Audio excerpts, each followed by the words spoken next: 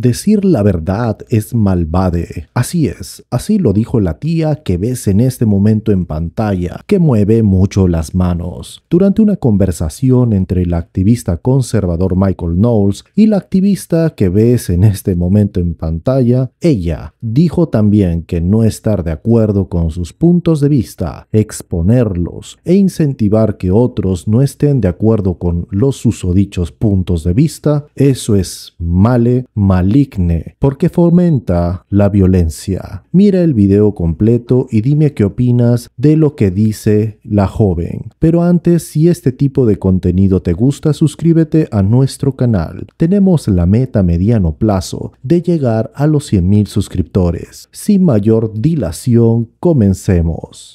I have a lot of friends actually on campus and outside of campus who identify as transgender, who had, with the, end of transgenderism madness, felt directly unsafe and felt like their protection on campus was targeted. So that's what kind of fueled my fire. They didn't think that I was going to, little old me, that I was going to attack. No, but words speak just as loudly as actions. So, this sort of rhetoric and this narrative was directly targeting them, and they felt unsafe, on campus. And there is a difference, isn't there, between, someone saying something that might offend you greatly or might even hurt you emotionally, and someone actually, physically harming you.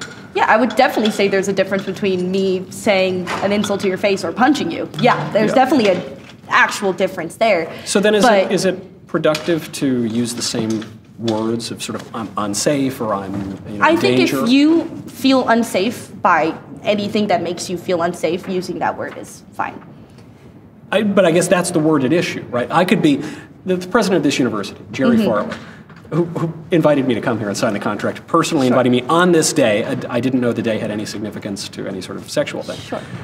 He then condemned me and said I'm a terrible person and a horrible, hateful bigot. He probably hasn't even Googled me, but he just felt impelled to do that. Sure. That hurt my feelings. But it didn't make me feel unsafe. It made me feel unwanted, not affirmed, or whatever the language is, but I didn't feel unsafe. I guess, let me say, so when you say the words putting an end to transgenderism or pushing people like you did to the audience today to be proactively trying to stop, a person from having, an identity.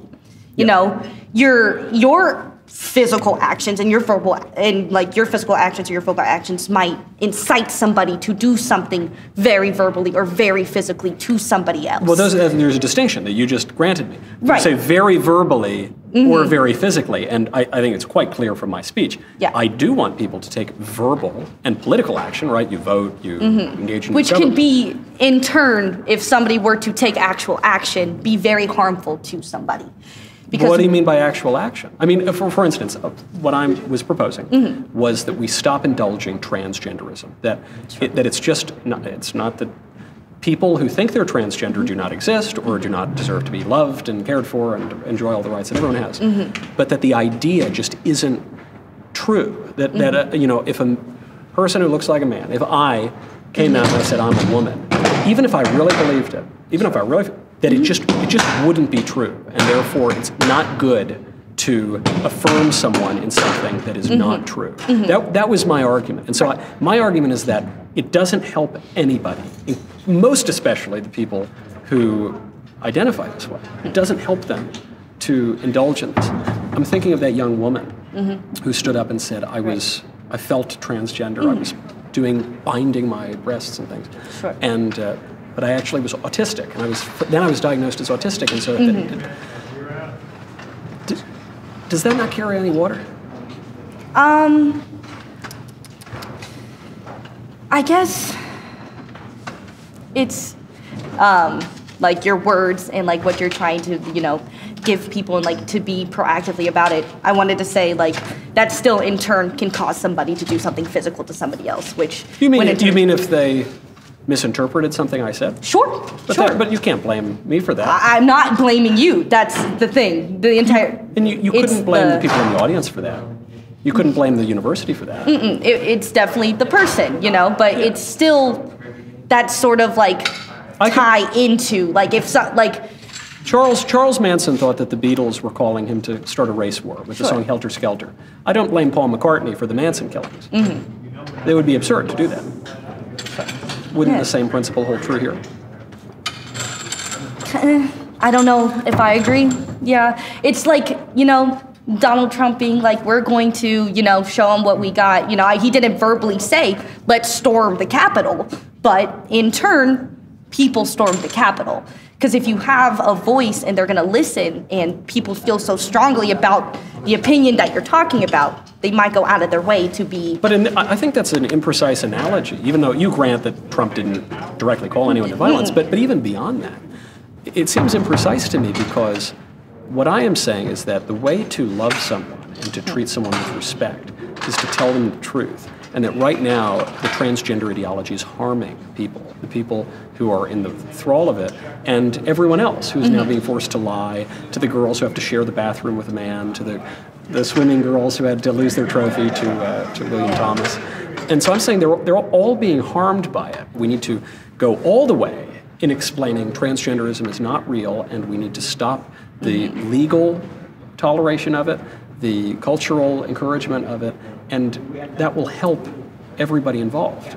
Isn't that a little different than, you know, storming the Capitol or something? Per se, yeah, until somebody takes your words and, you know, runs with them and decides to, you know, eradicate, you know, a transgender person. I don't even know how that could happen. I do understand how someone could hear Donald Trump say, we're going to go show those lawmakers what we mean. Now, he said be peaceful, but I could see how someone could misinterpret that to go and... So you don't see somebody misinterpreting your words as like, we should end this group of people. But I didn't say... No, I don't... Not... You're saying they would be misinterpreting. Right, exactly. Misinterpreting you and then going out of their way and, you know, doing an action that causes somebody harm. Everything can be interpreted, and then action afterwards can still be tied down to the line of whoever they're going to say, you know, made me do it, I listened to this person, whatever, whatnot. I suppose anything's possible, except what I would point out is, I give a lot of these talks. Nobody has done it. Understandable. Yeah, we're talking to thousands and thousands of people. And so I understand how in this hypothetical, you were describing, well, these people could be incited to some violence or something. Does the fact that nothing like that has ever happened, does the fact that you've met a lot of these people tonight, presumably you talked to some of them, does that change your view of the people, you know, the conservatives who make people feel unsafe, or the likelihood that something like that would take place? Or does it not change? Does your view on that remain unchanged? I think with anything, if the words hold so much truth to a person, something can happen. It's not conservatives that make people feel unsafe. It's the narrative that is, you know... That conservatives are articulating? I wouldn't say all conservatives, but that I'm like... articulating? Yeah. I'm the one. It's not the conservatives, it's just me. I wouldn't say... I mean, there's definitely a lot of other people who, you know, say the same as you. Is there any way that I could have given this speech, or that conservatives like me could articulate the point of view that I'm articulating in a way that would, namely that men are not women and women are not men, and we should stop indulging the transgenderism idea? Is there any way that you think that one could articulate that view that would not make others feel unsafe, as you're saying? Personally, I don't think you should indulge into these people's lives of, you know, them identifying as transgender. But they're certainly infringing on the things that I can do and say, right? In the classroom, one needs to now respect people's pronouns, right? So that would be an onus on me. The girls who now have to change in a locker room with men who have male anatomy, certainly they are infringing on their lives and their rights. So why is this only a one-way street? I wouldn't say it's a one-way street. I think it's all about respect. But wouldn't you say, just as you would say, why can't you leave the transgender people alone? Well, couldn't you say to the transgender people, why don't you leave the girls alone in the locker room? Why don't you leave the girls alone on the Penn swim team? Why don't you leave them alone? I don't know if that's a sound argument, if that makes sense. I don't think those are kind of comparable, because you're talking about pinpointing someone's like livelihood, their human right to live however they want to. I don't think people have a right to live however they want to. No, I think you have a right. You have an obligation to live, you know, as you should. If I wanted to be a dolphin, I wouldn't have any right to do it, and I wouldn't have any ability to do it. But I would and I'd drown. respect you. I would respect you, and I would hear you, Well, you might- and I would be there for you if you wanted to identify as a dolphin. You would support Michael the dolphin. If you wanted to, yeah. It's very, I think it's misguided of you, but it's very generous. Yeah. Sierra? Yes. Thank you very much. I appreciate you. I really appreciate your comments. Of course.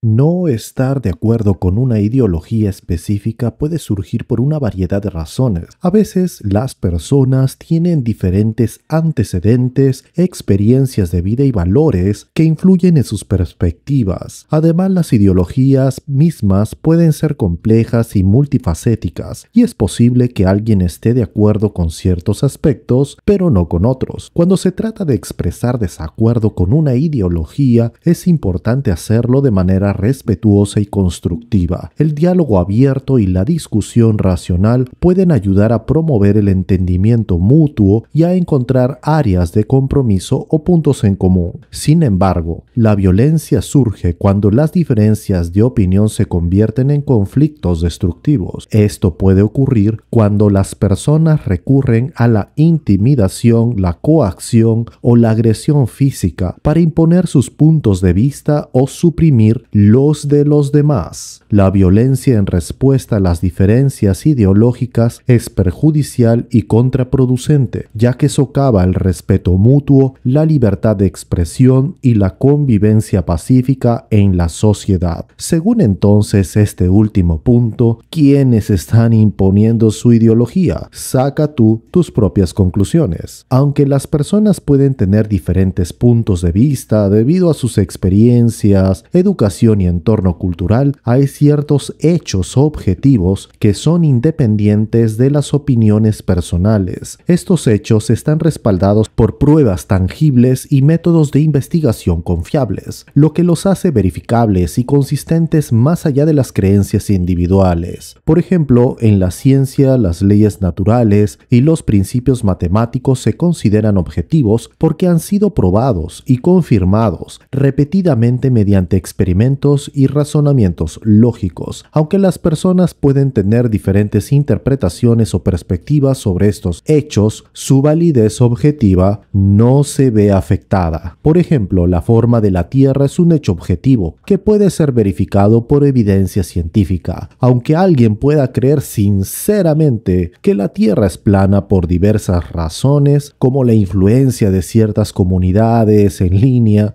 o interpretaciones erróneas de la evidencia, la realidad objetiva es que la Tierra es esférica. Este ejemplo ilustra cómo, aunque las creencias individuales pueden variar, existen hechos objetivos que pueden ser comprobados y que no dependen de las opiniones o creencias personales. ¿Y tú qué opinas? Déjamelo saber en los comentarios. Y aquí culmina este video. Si te gustó, dale like, comenta el video y compártelo. Gracias, hasta luego.